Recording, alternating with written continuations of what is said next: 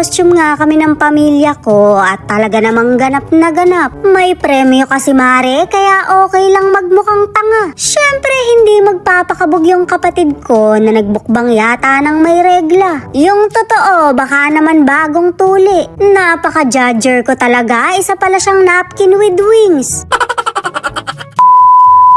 5,000 nga ang papremyo, kaya kabod na lang naging gusgusin yung kapatid ko. Nagpahid pa talaga siya ng uling galing sa siga. Malalaman mo talaga kung sino pinakagipit. Sana lang manalo ka talaga dahil kasali din si nanay. Walang ka-effort dahil aswang na talaga yun. Nasaan ba yung number 1? Ayun, yung number 1. Shoot, mare, gumugusto rin talaga. Uy!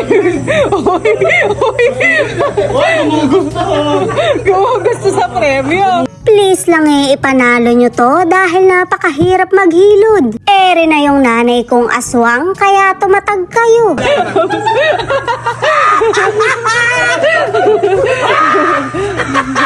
Shoot, mare, walang ka-effort.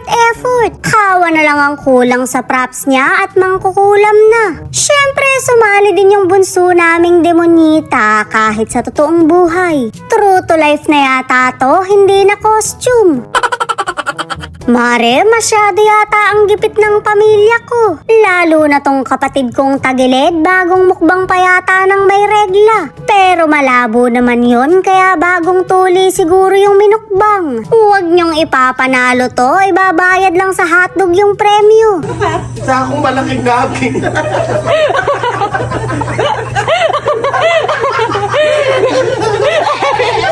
With wings. Ano ka? Isa akong malaking napkin. With wings.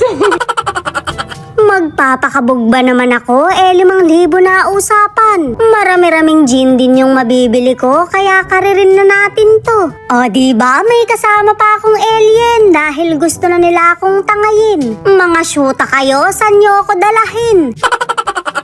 Ayaw niyong magsipalakpak ha, dinadaya niyo ko. Napakamahal pa naman ang costume ko, makukulelat lang ako. Bahala na kayo dyan, sasama na ako sa alien. Number 3. Ala, wala kayo na nyo. Ako na muna. Ay, wala din. Eh, paano? Sige, namin na ako. Para sa ating winner. Sige, may salahuna. Sa lahuna ako. Dila. Bakit si Kuya hindi mo dumila? 3,000. Dila. 2,000 sino nanalo? Si Cecil. May sombrero eh. Pero lang ba nakakandaan? Ala, yung kapatid ko naman yung isa. Eh, paano si Jerome? Si Jerome? Si Jerome nanalo ba? May premyo ka rin pa. Ay, nanalo yun! Effortless. Ayan na, yung effortless. Ayan na, eh.